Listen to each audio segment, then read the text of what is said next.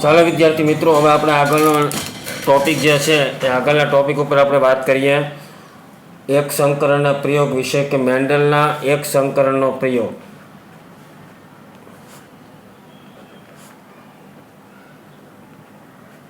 મેન્ડલના એક સંકરણના પ્રયોગ વિશે આપણે આજે વાત કરવાની છે.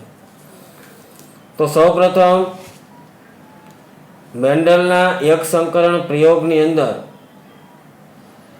એક સંકરણ પ્રયોગ કહેવાય કોને? સૌપ્રથમ આપણે વાત કરીએ તો કે કોઈ એક લક્ષણ હોય ને, આ એક લક્ષણના વારસાગમન માટે કરવામાં આવતા પ્રયોગને એક સંકરણ પ્રયોગ કહેવાય. યાદ રાખજો મિત્રો, મેન્ડલના એક સંકરણના પ્રયોગની અંદર વાત કઈ મેન્ડલે કરેલી હતી? એક સંકરણ એટલે કોઈ એક જ લક્ષણને અનુલક્ષીને આ પ્રક્રિયા હાથ ધરવામાં આવતી હોય. મેન્ડલે વટાણાનો છોડ જે લીધો, એ વટાણાના છોડની ઊંચાઈનું લક્ષણ લીધું હતું. ઊંચાઈનું લક્ષણ, આ એક જ લક્ષણ એટલા માટે એને લીધેલું. બરાબર, આ એક લક્ષણ લીધેલું એટલા માટે તેને એક સંકરણ કહેવામાં આવે છે. જો દ્વિસંકરણ હોય તો કોઈ પણ બે લક્ષણ લેવામાં આવતા હોય. તો મેન્ડલે સૌપ્રથમ આ પ્રયોગ કરવા માટે છોડનું એક જ લક્ષણ લીધું. કયું? તો કે ઊંચાઈનું લક્ષણ. બરાબર. તદુપરાંત વાત કરીએ તો અભિવ્યક્તિ વાળા છોડ એટલે એને બે છોડ લીધા. એક છોડ કેવો લીધો? ઊંચો, એટલે કે ઊંચા પ્રકાંડ વાળો છોડ લીધો. અને બીજો છોડ કેવો લીધો? તો કે વામન, એટલે કે નીચા પ્રકાંડ વાળો. બરાબર, પ્રભાવી લક્ષણ અને પ્રચ્છન્ન લક્ષણ. બરાબર. તો મેન્ડલે સૌપ્રથમ આ એક સંકરણ પ્રયોગની અંદર બે પ્રકારના, ઊંચો છોડ અને એક વામન પ્રકારનો છોડ લીધો. હવે બે પ્રયોગ કર્યા. પહેલો પ્રયોગ જે કર્યો એને પરફલન કહેવાય. પરફલનની ક્રિયા કહેવાય. પરફલનની ક્રિયા કઈ રીતે થાય તો આપ સૌ જાણો છો. તો કે સૌપ્રથમ ઊંચા છોડ હોય એ ઊંચા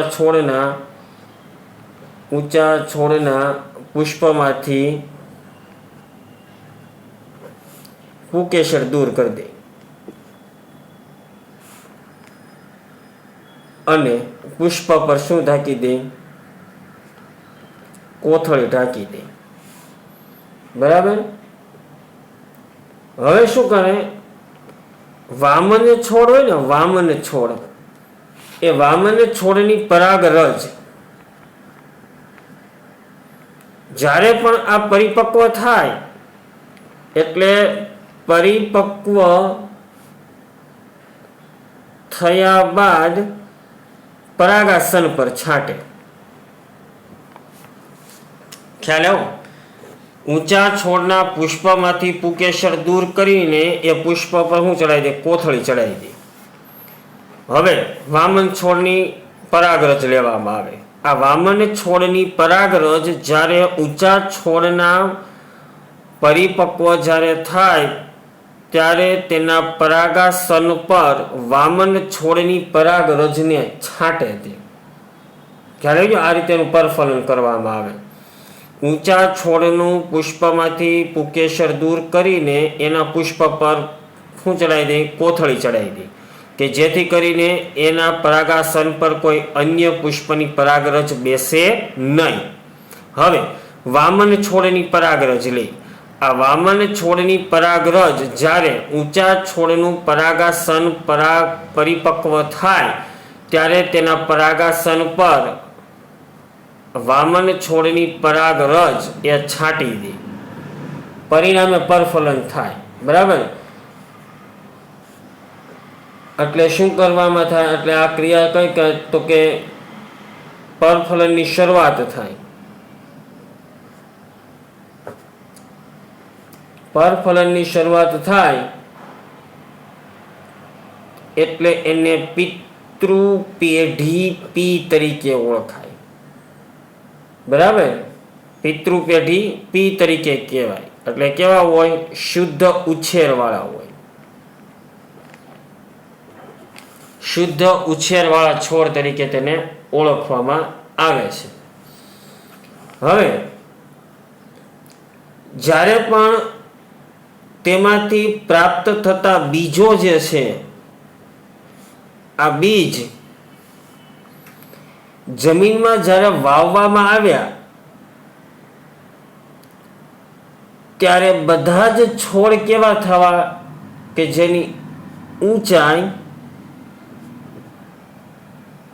પિતૃ પેઢી જેવી હતી. એટલે પરફલનની અંદર આપણે પરિણામ શું મેળવ્યું? તો કે બધા જ છોડની જે ઊંચાઈ જે છે એ બધા જ છોડની ઊંચાઈ પ્રભાવી લક્ષણ તરીકે ઓળખવા મળી, જાણવા મળી. હવે પરફલનના કારણે જે આપણે બીજ પ્રાપ્ત જે થયું ને એ બીજને તમે F1 પેઢી તરીકે ઓળખાવી શકો. બરાબર. પરફલનની શરૂઆત થઈ, પરફલનની શરૂઆત એટલે પિતૃ પેઢી P, એટલે એની અંદર શુદ્ધ ઉછેરવાળા છોડ પ્રાપ્ત થયા. હવે એની અંદરથી જે બીજ પ્રાપ્ત થયા ને એ બીજને વાવવામાં આવ્યા જમીનમાં. જમીનની અંદર વાવવામાં આવ્યા, પરિણામે એમાંથી જે છોડ ઉગ્યા ને એ બધા જ છોડની ઊંચાઈ છે ને એ પિતૃ પેઢી જેવી જ હતી. તો એનો મતલબ એવો છો કે બધા જ છોડની અંદર લક્ષણ કેવું જોવા મળ્યું? પ્રભાવી લક્ષણ જોવા મળ્યું. બરાબર.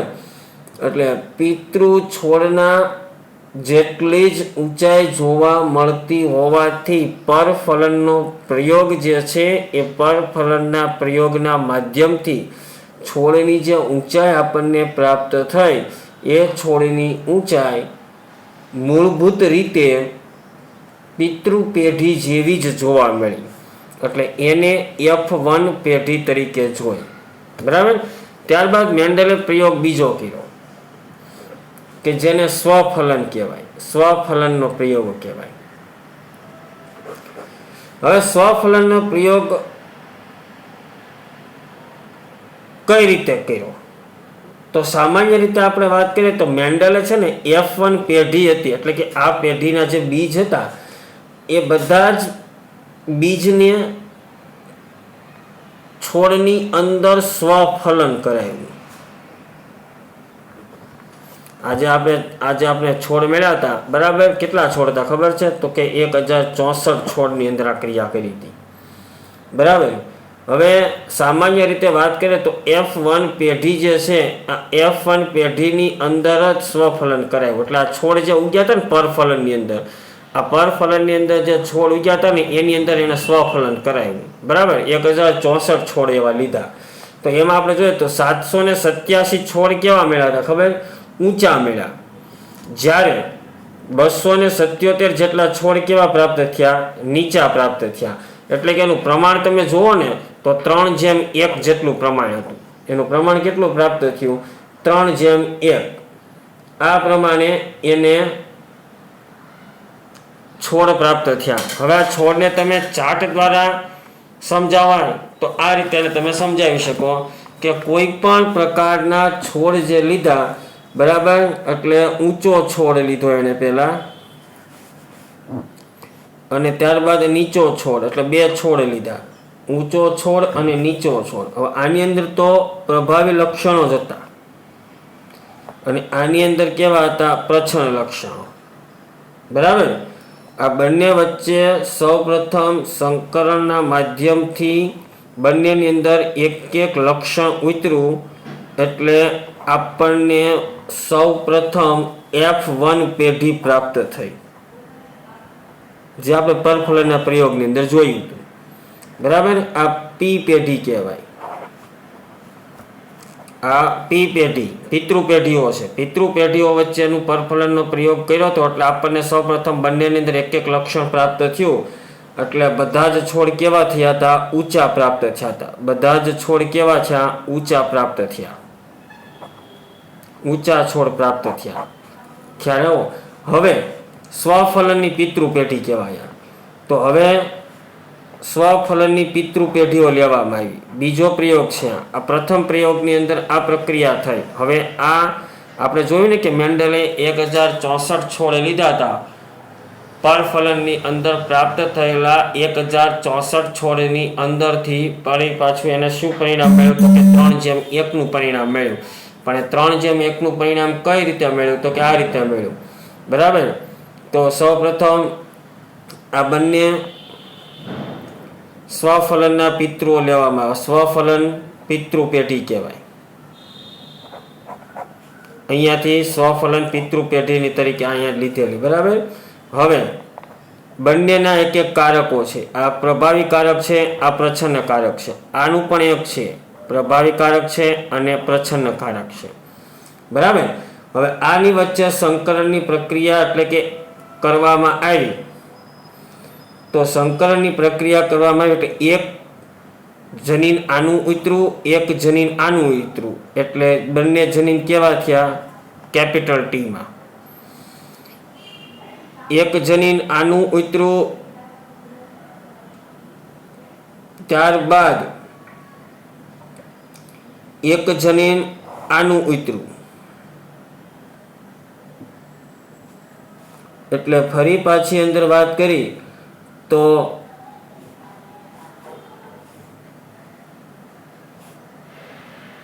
સ્મોલ ટી નું એક જનીન, કેપિટલ ટી નું એક જનીન, આ થયું. ફરી પાછું અહીંયા આપણે વાત કરીએ તો એક જનીન આનું ઉતરું, એક જનીન આનું ઉતરું, અને ફરી પાછું એક જનીન આનું ઉતરું, એક જનીન આનું ઉતરું. એટલે આ પ્રકારે 4 જનીનો પ્રાપ્ત થયા. આ 4 જનીનો જે પ્રાપ્ત થયા તેમાં આ 3 જનીન જે હતા એ 3 જનીન કેવા હતા? પ્રભાવી કારક તરીકે હતા.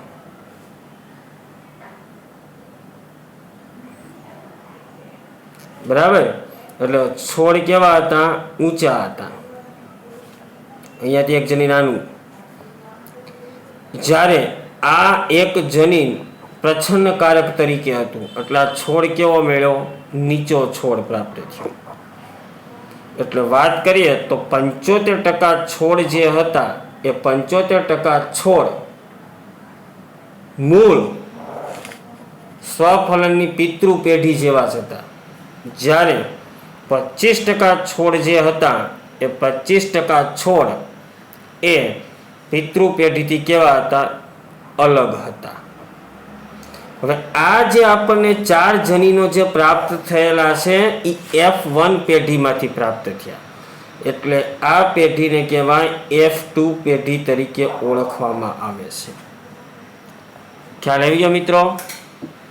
સૌપ્રથમ પરફલનનો પ્રયોગ જ્યારે મેન્ડલે કર્યો ત્યારે એ મેન્ડલના એક સંકરણના પ્રયોગની અંદર પરફલનના પ્રયોગથી એને એક જ લક્ષણ લીધું હતું, છોડની ઊંચાઈનું.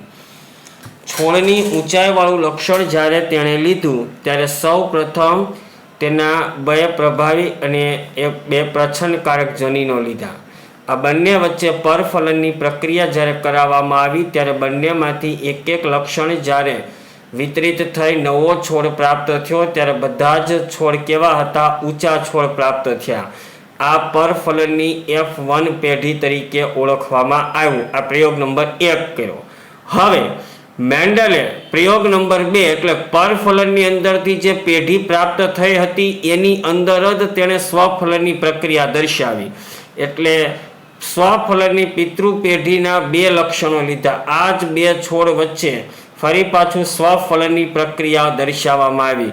સ્વફલનની પ્રક્રિયાના દર્શાવવાના માધ્યમથી તેની પાસે 4 પરિણામ પ્રાપ્ત થયા. બરાબર. એ 4 પરિણામમાંથી 75% છોડ પ્રભાવીકારક પ્રાપ્ત થયા અને 25% છોડ એ પ્રચ્છન્નકારક પ્રાપ્ત થયા. એટલે સામાન્ય રીતે આપણે વાત કરીએ તો જ્યારે પણ અભિવ્યક્તિ દર્શાવતું હોય એ અભિવ્યક્તિ હંમેશા કોઈ એક લક્ષણની નથી દર્શાવતું. 2 વિરોધાભાસી અભિવ્યક્તિઓ દર્શાવતા હોય જે આપણે જોઈ શકીએ છીએ. એટલા માટે એણે અમુક પ્રકારના તારણો કાઢ્યા. હવે કેવા તારણો કાઢ્યા? તો કે આ રીતે જોવો. તો કે સૌપ્રથમ કોઈ એક લક્ષણની હંમેશા 2 વિરોધાભાસી અભિવ્યક્તિ હોય બરાબર, એના માટે જવાબદાર છે બે વિરોધાભાસી અભિવ્યક્તિ જોવા મળે. કેવી હોય વિરોધાભાસી? તો કે એક ઊંચો હોય તો એક નીચો, જે આપણે છોડમાં લીધું, અથવા તો એક ગોળ હોય તો એક ખરબચડો હોય, અથવા તો એક લીલો હોય તો એક કેવો હોય? પીળો હોય. એટલે આ રીતે કોઈ આ વિરોધાભાસી અભિવ્યક્તિ કહેવાય. બરાબર. બીજું કે જનીનને છે ને ચોક્કસ સંજ્ઞાથી દર્શાવે. જનીનને ચોક્કસ સંજ્ઞાથી દર્શાવાય. ફોર એક્ઝામ્પલ તરીકે અહીંયા આપણે બે જનીન લીધા હતા, કેપિટલ ટી અને સ્મોલ ટી. બરાબર. તો કેપિટલ ટી આપણે શેના માટે લીધો હતો? તો કે ઊંચા છોડ માટે. બરાબર, જે એનું પ્રભાવી જનીન કહેવાય. ઓકે. અને સ્મોલ ટી છે એ નીચા છોડ માટે લીધું હતું, જે એનું કેવું કહેવાય? પ્રચ્છન્ન જનીન કહેવાય. તો કોઈ પણ પ્રકારની અભિવ્યક્તિ દર્શાવવા માટે એને ચોક્કસ સંજ્ઞાથી દર્શાવવામાં આવે. ફોર એક્ઝામ્પલ તરીકે કેપિટલ ટી છે તો એ પ્રભાવી કારક ઊંચા છોડ છે, સ્મોલ ટી છે તો પ્રચ્છન્ન કારક છે કેવું છે? સ્મોલ ટી છે, પેલું કેપિટલ ટી છે. બરાબર. એક જ લક્ષણના બે વિરોધાભાસી જનીને બેટ્સને વૈકલ્પિક કારક કીધા. યાદ રાખજો મિત્રો ખાસ, એક જ જનીનના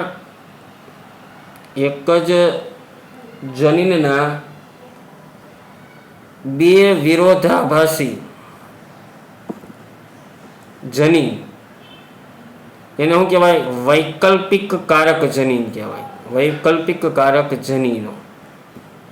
એક જ જનીનના બે વિરોધાભાસી જનીન, ફોર એક્ઝામ્પલ તરીકે ઊંચો અને નીચો, આ વૈકલ્પિક કહેવાય. શું કહેવાય? વૈકલ્પિક કારકો. અહીંયા સ્મોલ ટી અને કેપિટલ ટી બંને એકબીજાના વૈકલ્પો છે, કાં તો ઊંચો હોય કાં તો નીચો હોય. એટલે બરાબર. એટલે કોઈ એક જનીન હોય ને, આ એક જનીનના બે વિરોધાભાસી જનીન છે. આ એક જનીનના કોઈ બે વિરોધાભાસી જનીનને શું કહેવાય? વૈકલ્પિક કારકો કહેવાય. અને હંમેશા એ કેમાં હોય ખબર? જોડમાં જ હોય. આ વૈકલ્પિક કારક જનીનો હંમેશા કેવા હોય છે? જોડમાં હોય છે. એટલે ખાસ યાદ રાખજો. હવે મિત્રો યાદ કરીએ કે કોઈ પણ જનીનની અંદર જો એક લક્ષણ માટેના બંને જ જનીનો સમાન હોય તો તે સજીવને સમયુગ્મી અથવા તો શુદ્ધ સજીવ કહેવાય. જે સજીવની અંદર વાત કરીએ કે જે સજીવમાં સામાન્ય રીતે એક લક્ષણ માટે બંને જનીન સમાન હોય, બંને જનીન કેવા હોય? સમાન હોય, તો એને શું કહેવાય? સમયુગ્મી જનીન કહેવાય. સમયુગ્મી જનીન તરીકે ઓળખવામાં આવે. અથવા તો એને શું કહેવાય? શુદ્ધ સજીવ કહેવાય. બરાબર. ફોર એક્ઝામ્પલ તરીકે તમે અહીંયા જુઓ, અહીંયા આપણને આ મળ્યા સમાન જનીનો મળ્યા, આ મળ્યા સમાન જનીનો મળ્યા. બરાબર. તો આ કેવા થયા? સમયુગ્મી અથવા તો તેને શું કહેવાય? શુદ્ધ સજીવ તરીકે ઓળખવામાં આવે છે. જો સજીવમાં કોઈ એક લક્ષણ માટેના બંને જનીનો જુદા જુદા હોય તો એને શું કહેવાય? વિષમયુગ્મી. ફોર એક્ઝામ્પલ તરીકે આ બંને જનીન કેવા છે? અલગ અલગ છે. જુઓ. બરાબર. તો એને શું કહેવાય? વિષમયુગ્મી જનીન કહેવાય. તો બીજું યાદ રાખો ખાસ કે જે સજીવમાં એક લક્ષણ માટે બંને જનીનો અલગ હોય તો તેને શું કહેવાય? વિષમયુગ્મી જનીન તરીકે ઓળખવામાં આવે છે. આવા સજીવને શું કહેવાય? મિશ્ર સજીવ કહેવાય. શું ઓળખાય છે? અને મિશ્ર સજીવ તરીકે ઓળખાય છે. લક્ષણો છે ને મિત્રો બે રીતે નક્કી થાય. એક વસ્તુ યાદ રાખજો, હંમેશા લક્ષણો બે રીતે નક્કી થાય. એક તો એનો સ્વરૂપ, બરાબર, એટલે કે એનો દેખાવ, અને બીજી વસ્તુ છે જનીનનો પ્રકાર, એટલે કે જનીનનું બંધારણ. ખ્યાલ આવી ગયો? એટલે આના આધારે લક્ષણો બે રીતે નક્કી થાય. એક તો એના સ્વરૂપ ઉપર એટલે કે એના દેખાવ ઉપર, બરાબર, અને બીજું જે છે એ તેના બંધારણ ઉપર આ રીતે નક્કી કરવામાં આવતું હોય છે. ઓકે, ચાલો હવે મિત્રો આપણે આગળ વાત કરીએ. મેન્ડલની અંદર આપણે તો વાત તો થઈ, પરંતુ આ મેન્ડલનો જે પ્રયોગ જે છે એ મેન્ડલના પ્રયોગની અંદર એક સંકલનના પ્રયોગ એને વાત કરી. સમયુગ્મી અને વિષમયુગ્મીની આપણે વાત કરી. સમયુગ્મી અને વિષમયુગ્મીની દ્રષ્ટિએ હવે એક સંકલનના પ્રયોગને આધીન તેની અંદર મેન્ડલના પ્રભુતાના નિયમ વિશે થોડીક વાત કરી લઈએ. તો પ્રભુતાનો નિયમ એટલે શું? એક સંકલનના પ્રયોગના આધીન મેન્ડલે વારસાગમનના આધારે બે નિયમ રજૂ કર્યા હતા. પ્રથમ હતો પ્રભુતાનો નિયમ અને બીજો હતો વિશ્લેષણનો નિયમ. આ બંને નિયમો એને રજૂ કર્યા. કઈ રીતે? તો હવે આપણે એની ઉપર ચર્ચા કરીએ થોડી. તો સૌપ્રથમ આપણે વાત કરીએ મેન્ડલના પ્રભુતાના નિયમો વિશે.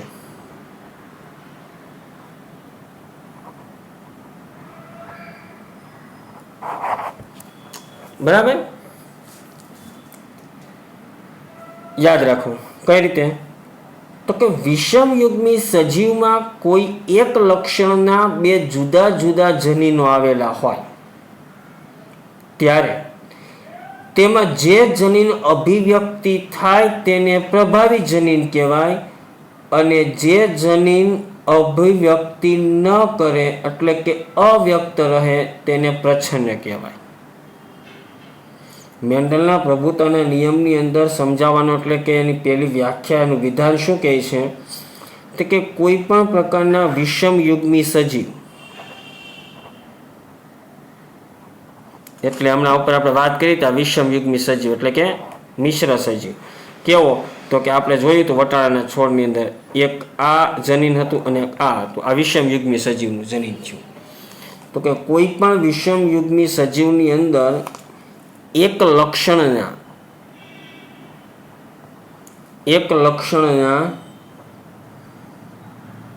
બે જુદા જુદા જનીન આવેલા હોય તે પૈકી જે જનીન અભિવ્યક્ત થાય તેને કહેવાય પ્રભાવી, અને જે જનીન અવ્યક્ત થાય એટલે કે અભિવ્યક્તિ ન થાય તેને શું કહેવાય? પ્રચ્છન્ન જનીન. જો આ મિશ્ર છે. હવે આપણે પેલામાં જોયું હતું ને, આપણે 4 પરિણામ પ્રાપ્ત થયેલા હતા. ટી ટી ટી ટી આવા 4 પરિણામ પ્રાપ્ત થયેલા હતા. આ 4 પરિણામો પૈકી આ એક જ છોડ એવો પ્રાપ્ત થયેલ હતો તે કેવો હતો? નીચો હતો. બાકીના 3 છોડ કેવા પ્રાપ્ત થયેલા હતા? ઊંચા પ્રાપ્ત થયેલા હતા. તો આ જે ઊંચા છોડ પ્રાપ્ત થયેલા હતા, હવે તમને ખ્યાલ છે કે આ તો પ્રભાવી જનીન જ છે. જનીન તો પ્રભાવી જ છે. તો પ્રભાવી જનીન હોવાના કારણે અહીંયા ઊંચા છોડ પ્રાપ્ત થયેલા હતા. પણ અહીંયા તમે જુઓ, એક પ્રભાવી છે અને એક પ્રચ્છન્ન છે, એક પ્રભાવી છે અને એક પ્રચ્છન્ન છે. તો અહીંયા પ્રભુતાનો નિયમ એવું કહેવા માંગે છે કે કોઈ પણ પ્રકારના મિશ્ર સજીવની અંદર જે જનીન અભિવ્યક્ત થાય એટલે આ જનીનની અંદર અને આ જનીનની અંદર આ કેપિટલ ટી વાળું જનીન જે છે એ અભિવ્યક્તિ દર્શાવ્યું, અને અભિવ્યક્તિ દર્શાવવાના કારણે એ છોડ કેવા પ્રાપ્ત થયેલા હતા? ઊંચા. જ્યારે આ જનીન કેવું હતું? અવ્યક્ત થયેલું, એટલે આની અભિવ્યક્તિ દર્શાવી નહીં, એટલા માટે એ છોડ ઊંચા પ્રાપ્ત થયા. કારણ કે આ બંને જનીન પૈકી આ જનીન જે હતું એટલે કે કેપિટલ ટી વાળું જે જનીન હતું એ કેપિટલ ટી વાળા જનીને અભિવ્યક્તિ દર્શાવી, અભિવ્યક્તિ દર્શાવવાના કારણે એ બધા જ છોડ કેવા પ્રાપ્ત થયા હતા? ઊંચા પ્રાપ્ત થયેલા હતા. ખ્યાલ આવ્યો? હવે વાત કરીએ તો મોટા પ્રમાણમાં જ્યારે F1 પેઢી હતી, મેન્ડલના પ્રયોગની અંદર જે આપણને F1 પેઢીના બધા જ છોડ તમે જુઓ તો કેવા પ્રાપ્ત થયા હતા? આવા પ્રાપ્ત થયા હતા. બરાબર? જનીન બંધારણ વાળા હતા.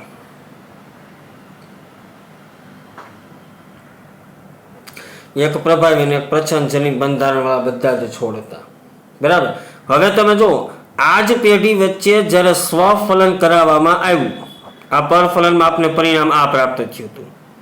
હવે જ્યારે આ F1 પેઢીની અંદર જ જ્યારે સ્વફલન કરાવવામાં આવ્યું ત્યારે F1 પેઢીના છોડ નર તરીકે બે પ્રકારના જન્યુ ઉત્પન્ન કર્યા. બરાબર? એક તો કેપિટલ ટી અને એક સ્મોલ ટી, જનીનયુક્ત બંધારણ. બરાબર? હવે આ જ જન્યુઓ જ્યારે F1 પેઢીના જ છોડ કે જેઓ બે પ્રકારના માદા જન્યુ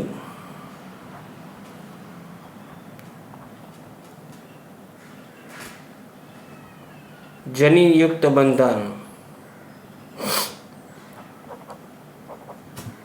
F1 પેઢીની સ્વફલનની અંદર બે પ્રકારના જન્યુ હતા, નર જન્યુ અને માદા જન્યુ. બરાબર? પ્રભાવી નર જનીનયુક્ત જન્યુ, પ્રચ્છન્ન જનીનયુક્ત જન્યુ. એવી જ રીતે માદાની અંદર પણ પ્રભાવી જનીનયુક્ત જન્યુ અને સ્મોલ ટી જનીનયુક્ત જન્યુ એટલે કે પ્રચ્છન્ન જન્યુ. આપણે જોયું હતું ને કે F1 પેઢી જ્યારે આ રીતે આપણે સ્વફલનની પ્રક્રિયાની અંદર આ બે જન્યુ, તો આ નર જન્યુઓ, આ માદા જન્યુ. બરાબર? નર જન્યુ એક આપે એક માદા જન્યુ, નર જન્યુ, માદા જન્યુ, નર જન્યુ, માદા જન્યુ, નર જન્યુ, માદા જન્યુ. એમ આપણને કેટલા પરિણામ પ્રાપ્ત થયેલા હતા? 4 પરિણામ પ્રાપ્ત થયેલા હતા. હવે 4 પ્રકારે ફલન થયું, એટલે 4 પ્રકારે ફલન થયું એટલે આપણે પરિણામ આવા મળ્યા હતા. એક પરિણામ આવું પ્રાપ્ત થયું હતું, એક પરિણામ આવું પ્રાપ્ત થયેલું હતું, એક પરિણામ આવું પ્રાપ્ત થયેલું હતું અને એક પરિણામ આવું પ્રાપ્ત થયેલું હતું. આવા આપણે 4 પરિણામ પ્રાપ્ત થયેલા હતા. અને જનીન બંધારણ કેવું હતું? બધા જ જનીન બંધારણ વાળા છોડ, એટલે આ 4 ની અંદર જનીન બંધારણ સમયુગ્મી અને વિષમયુગ્મી એમ પ્રકારે પ્રાપ્ત થયું. એટલે ટૂંકમાં બધામાં જનીન તો હતું જ, એટલે જનીન બંધારણ વાળા છોડ પ્રાપ્ત થયા. બરાબર? આ જનીન બંધારણ વાળા છોડ પ્રાપ્ત થયા કે જેનું પ્રમાણ કેટલું હતું આપણે આગળ જોયું કે 3:1 પ્રમાણમાં આ છોડ બધા પ્રાપ્ત થયેલા હતા.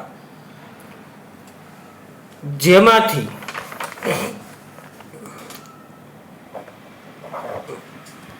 ચારમાંથી 3 છોડ કેવા હતા? પ્રભાવી અભિવ્યક્તિ વાળા.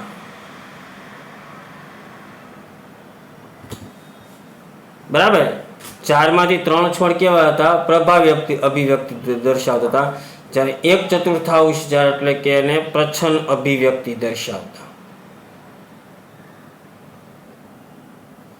તમારા બુકની અંદર આ પ્રમાણ આપેલું છે. બરાબર? પણ તેને આમ તમે 3:1 સ્વરૂપે પણ દર્શાવી શકો, અથવા તો 3/4 અથવા 1/4 રીતે પણ તમે તેને દર્શાવી શકો છો. બરાબર? આ પરિણામને આધારે કારકોના વિશ્લેષણનો પણ એને નિયમ થયો. આ નિયમ કયો છે? પ્રભુતાનો નિયમ, કે કોઈ એક જનીન અથવા તો 2 જનીન પૈકી કોઈ એક જનીન પ્રચ્છન્નતા અથવા તો પ્રભાવિતતા એકબીજા જનીન ઉપર દાખવે તો પરિણામે જે છોડ આપણને પ્રાપ્ત થાય છે એ છોડની અંદર કયા પ્રકારના પરિણામ મળે એ પરિણામ દર્શાવતા વિશ્લેષણનો હવેનો નિયમ આવશે. એટલે હવે પ્રભાવી નિયમ મેન્ડલનો આ બીજો નિયમ, જેને વિશ્લેષણના નિયમ તરીકે ઓળખવામાં આવે.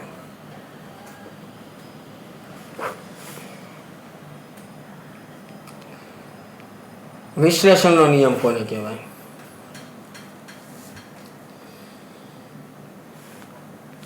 F1 પેઢીમાં કોઈ પણ વિષમ યુગ્મી સજીવ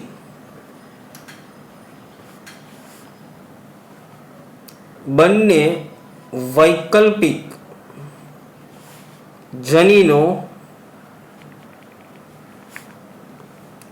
લાંબા સમય સુધી મિશ્ર થયા વગર ભેગા રહે.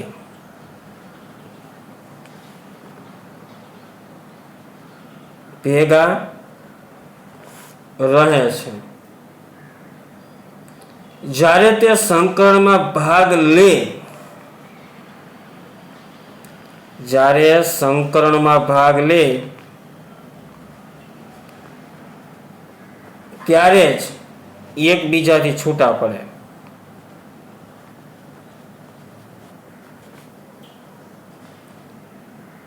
અને એક જન્યુમાં પ્રભાવી જનીન દાખલ થાય અને એકમાં પ્રચ્છન્ન જનીન દાખલ થાય. એકમાં પ્રભાવી દાખલ થાય અને એકમાં પ્રચ્છન્ન જનીન દાખલ થાય. ખ્યાલ આવે છે આમાં? જો હવે આ મિશ્ર થયું, વિષમ યુગ્મી સજીવ થયું, સંકરણ થયા વગર, મિશ્ર થયા વગર આ ભેગા રહે. પણ જ્યારે તે સંકરણમાં ભાગ લે ને ત્યારે એકબીજાથી છૂટા પડે. એટલે બે જન્યુ હોય, એક તો નર હોય, આ દાખલા તરીકે આ નર થયું, અને એવી જ રીતે એક માદા જન્યુઓ લેવામાં આવે. બરાબર છે? બંને કેવા મિશ્ર જનીનો જ છે. બરાબર, લાંબા સમય સુધી ભેગા રહે. પણ હવે જ્યારે સંકરણમાં ભાગ લે ને ત્યારે એકબીજાથી છૂટા પડે. એકબીજાથી છૂટા પડે એટલે એકમાં પ્રભાવી જાય ને એકમાં પ્રચ્છન્ન થાય. એટલે આ રીતે બંને વચ્ચે સંકરણ જો કરાવવામાં આવે તો તમને ખબર છે, તો એકમાં પ્રભાવી ગયું, પ્રચ્છન્ન, પ્રભાવી પ્રચ્છન્ન અને પ્રચ્છન્ન પ્રચ્છન્ન, બધા જન્યુ છૂટા પડે. એક આ આપે, એક આ આપે, એક આ આપ્યું, એક આ આપ્યું, એક આ આપે, એક આ આપે, એક આ આપે, એક આ આપે, એટલે 4 જન્યુ પ્રાપ્ત થયા હતા. બરાબર, તો એકમાં પ્રભાવી દાખલ થાય તો એકમાં પ્રચ્છન્ન દાખલ થાય. હવે અહીંયા જો એકમાં પ્રભાવી દાખલ થયું તો આમાં પ્રભાવી છું. હવે અહીંયા પ્રભાવી દાખલ થશે તો અહીંયા પ્રચ્છન્ન દાખલ થશે. અહીંયા ફરી પાછું હવે આનો વારો. હવે અહીંયા પ્રચ્છન્ન દાખલ છું એક, તો અહીંયા પાછું એક પ્રભાવી આવશે. હવે અહીંયા ફરી પાછું એક પ્રચ્છન્ન દાખલ છું તો અહીંયા એક વધુ પ્રચ્છન્ન દાખલ છું. બરાબર, બે જન્યુ પૈકી કોઈ એક જન્યુ એક પ્રભાવી દાખલ કરે અને એક પ્રચ્છન્ન દાખલ કરે. હવે આગળ વાત કરીએ. સજીવના જન્યુમાં કોઈ એક લક્ષણ માટેનું એક જ જનીન હોય. સજીવમાં એક લક્ષણ માટેનું એક જ જનીન હોય.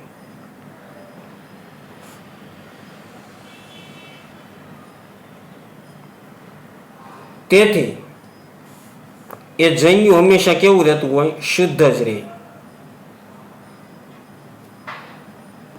શુદ્ધ રહે જ છે. બરાબર, કારણ કે એક લક્ષણ માટેનું એક જ જન્યુ હોય. કાં તો સ્વરૂપ હોય, કાં તો રંગ હોય, કાં તો કદ હોય, કાં તો આકાર હોય. જે રંગ, કદ, આકાર, સ્વરૂપ જે માટે પ્રત્યેક લક્ષણ માટે પ્રત્યેક અલગ અલગ જન્યુઓ હોય. બધા જ જન્યુઓ એકબીજામાં મિશ્રિત ન થાય. એટલે એક લક્ષણ માટેનું એક જન્યુ હોવાના કારણે એને શુદ્ધ રહેતું હોવાના કારણે એને શુદ્ધતાનો નિયમ પણ કહેવાય. નેટમાં આવું બધું પૂછાય, યાદ રાખજો. શુદ્ધતાનો નિયમ એટલે શું? તો કે કોઈ એક સજીવમાં એક લક્ષણ માટેનું એક જ જન્યુ હોય અને એ જન્યુ કેવું રહે? શુદ્ધ. બરાબર, આ નિયમને શું કહેવામાં આવે છે? શુદ્ધતાનો નિયમ તરીકે ઓળખવામાં આવે છે. હવે સજીવ સમયુગ્મી હોય કે વિષમયુગ્મી હોય, એની સાથે આ સમયુગ્મી થયો, આ વિષમયુગ્મી થયો. સમયુગ્મી હોય કે વિષમયુગ્મી હોય તેના જન્યુ હંમેશા કેવા રહેતા હોય છે? શુદ્ધ જ હોય, કારણ કે કોઈ એક લક્ષણ માટેના જ જન્યુ છે.